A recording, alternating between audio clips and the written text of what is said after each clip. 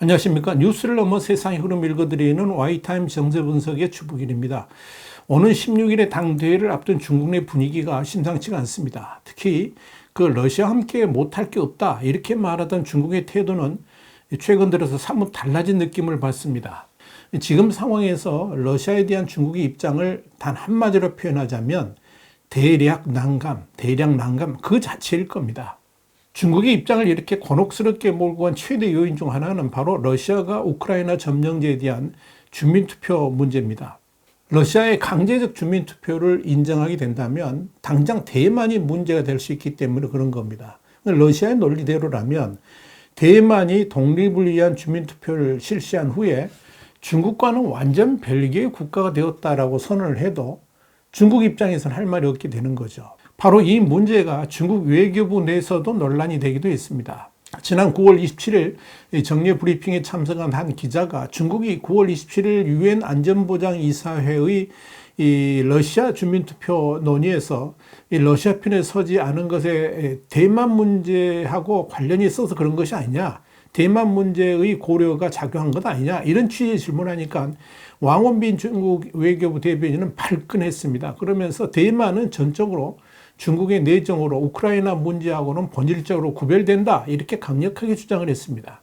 왕원빈 대변인이 이어서 대만의 미래는 대만 동포를 포함한 중국 인민 전체가 함께 결정할 일이라고 그러면서 우크라이나 문제를 대만 문제에 투영하려는 모든 시도는 별도의 속셈 있는 정치 농간이고 중국의 내정에 대한 난폭한 간섭이다 이렇게 말을 했습니다. 한마디로 주민투표를 통한 러시아의 우크라이나 영토 병합을 지지하게 되면 대만이 미국의 배후 지원 속에 같은 방식으로 독립을 추진하려고 할 때 저지할 명분이 약해질 수 있다는 점을 우려한 것 아니냐, 이런 지적에 대해서 중국이 아주 예민한 반응을 보인 겁니다. 그러면서 정치 농간이다 이렇게 반발한 거죠.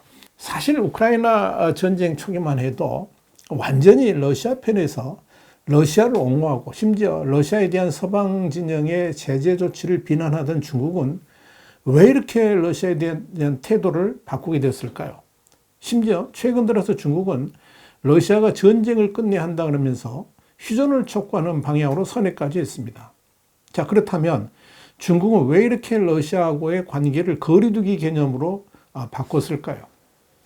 아주 중요한 원인은 이 러시아의 우크라이나 전쟁이 처음 예상했던 것과는 완전히 다르게 흘러가고 있기 때문에 그런 겁니다. 중국이 애초에 생각했던 최상의 그림은 러시아가 우크라이나를 공격한 후에 빠른 시일 안에 우크라이나를 점령하고 이 우크라이나 내에 친러시아 정부를 수립하는 것이었습니다. 그것이 중국에게도 이익이기 때문에 그런 거죠. 그래서 중국은 그동안에 정치 경제적으로 밀착 관계였던 우크라이나 편을 들지 않고 러시아의 우크라이나 전쟁을 지지하고 러시아의 승리를 기원했던 겁니다. 또한 중국은 당초 미국과 EU가 주도하는 대러시아 제재를 반대하고 또 중국 매체가 침공, 침략 이런 단어도 쓰지 못하도록 철저하게 막았습니다. 물론 중국은 러시아에 대해서 무기 지원을 하지는 않았습니다. 이건 미국의 강력한 2차 제재 경고 때문이었죠. 그렇긴 하지만 러시아하고 중국은 경제적으로도 밀착 관계를 유지해왔고 외교적으로도 강한 유대를 대내외에 과시해왔던 겁니다. 중국이 그런 태도를 보인 것은 러시아가 우크라이나 전쟁에서 승리하게 되면 미국 중심의 일극체제, 그러니까 단극체제가 도전을 받게 되겠죠. 그러면서 러시아가 다시 미국과 양극체제를 만들게 되면서 중국 역시 여기에 동승하는, 편승하는 강력한 중러연대를 구축할 수 있다고 봤기 때문입니다. 만약 그런 세상이 온다면 중국은 대만 문제와 미국의 인도태평양 전략에 좀 더 유연하게 대처할 수 있고 특히 미국의 압박에도 러시아하고 연대하는 전략으로 얼마든지 대처해 나갈 수 있을 것이다. 이런 꿈을 꿨던 거죠. 당연히 중국뿐 아니라 서방 세계들조차도 당연히 러시아가 우크라이나를 손쉽게 점령할 것이라고 믿었기 때문에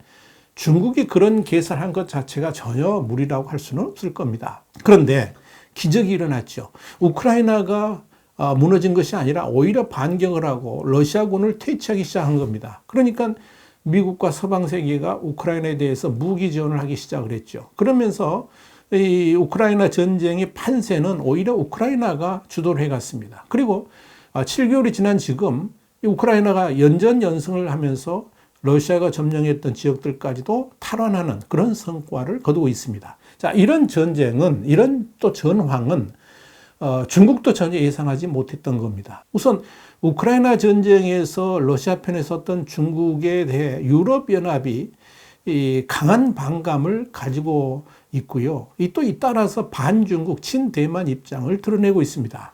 중국으로서는 유럽 시장을 결코 포기할 수가 없죠. 만약 미국 시장이 갈수록 제재를 받는 와중에 유럽 시장까지 놓치게 된다면 중국 경제는 그야말로 사면초가에 빠질 수가 있습니다. 그래서 이 우크라이나 전쟁의 흐름이 전과는 다르게 흘러가자 이 중국은 태도를 바꾸기 시작한 겁니다.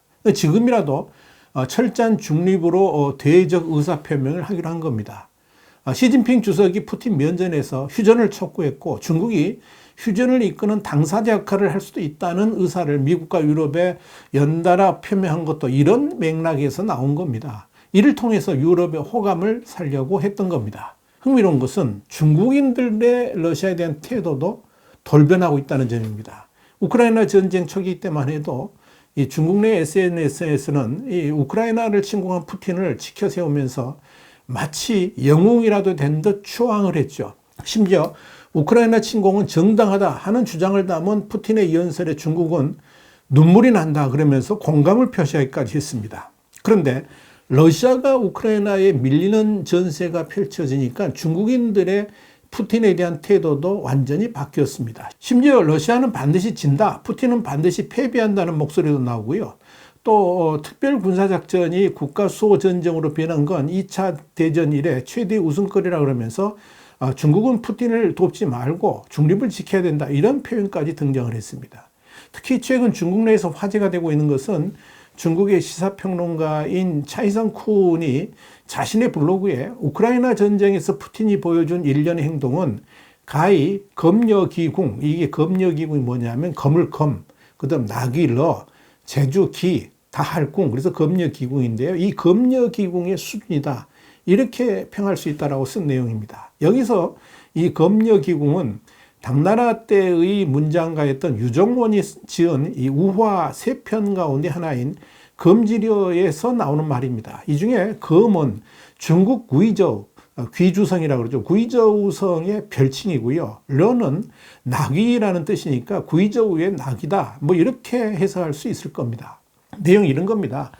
과거 귀주의 일대에는 나귀가 없었습니다. 어떤 사람이 배에 나귀를 실어 왔는데 이 나귀를 어떻게 할지 몰라가지고 산 기슭에 풀어서 방목을 했습니다. 몸집도 크고 울음소리도 큰 나귀를 처음 본 호랑이가 놀라서 접근하지 못하고 멀리 숲을 속에서 숨어서 나귀 행동을 살펴봤습니다. 그런데 며칠을 지나다 보니까 나귀가 뒷발질이나 할 뿐 별 재주가 없다는 걸 알게 됩니다. 그래서 나귀의 모든 것을 파악한 호랑이가 결국 나귀를 덮쳐서 잡아먹었다 이런 이야기입니다. 차이정 쿤이 검여기궁을 꺼내든 것은 결국 러시아가 세계 제2의 군사대국인 줄을 알았는데 알고 보니까 나귀에 불과했다 하는 뜻으로 러시아와 푸틴을 조롱한 겁니다. 중국 사람들이 이렇게 검여기궁이라는 우화까지 꺼내들면서 푸틴을 조롱하는 것은 결국 중국, 특히 시진핑 주석의 푸틴에 대한 태도가 바뀌면서부터입니다. 그 기점이 바로 지난 9월 15일 상하이 협력기구 정상회의입니다. 여기서 시진핑 주석이 푸틴에게 우크라이나 전쟁에 대해서 의문과 우려를 전달했었죠. 자, 그러면서 중국 인민들의 러시아에 대한 태도도 완전히 180도 돌변하게 된 겁니다. 사실 시진핑 주석이 푸틴을 만나서 강력한 연대 의지를 표명했던 것은 외교적으로도 대단한 실수였죠. 또 우크라이나 침공 이후에 러시아를 편드는 발언을 한 건 역시 중국으로서는 대단한 패착이었습니다. 그것 때문에 중국에 있어서 가장 중요한 시장인 유럽을 잃었기 때문이죠. 중국은 이제서야 유럽 시장의 중요성을 다시금 깨달으면서 유럽 달리기에 나서고 있는 겁니다. 시 주석은 3연임을 확정지은 10월에 20차 당대 이후에 11월에 프랑스 같은 이런 유럽 각국 정상들을 중국 초청하는데 안간힘을 쓰고 있습니다. 그러나 유럽의 정상들과의 회담이 성사될지도 의문이고 한번 틀어진 관계가 다시 정상화될 수 있을지도 또한 의문입니다. 그래서 중국은 자신들이 러시아 푸틴의 마음을 돌려서 휴전을 성사시키는 일에 집중하려고 한 것 같이 보입니다. 그것이 유럽의 마음을 사는 유일한 방법이기 때문에 그런 거죠. 그러나 그런 중국의 꿈이 이루어질 수 있을지는 의문입니다. 와이타임 정세 분석이었습니다. 감사합니다.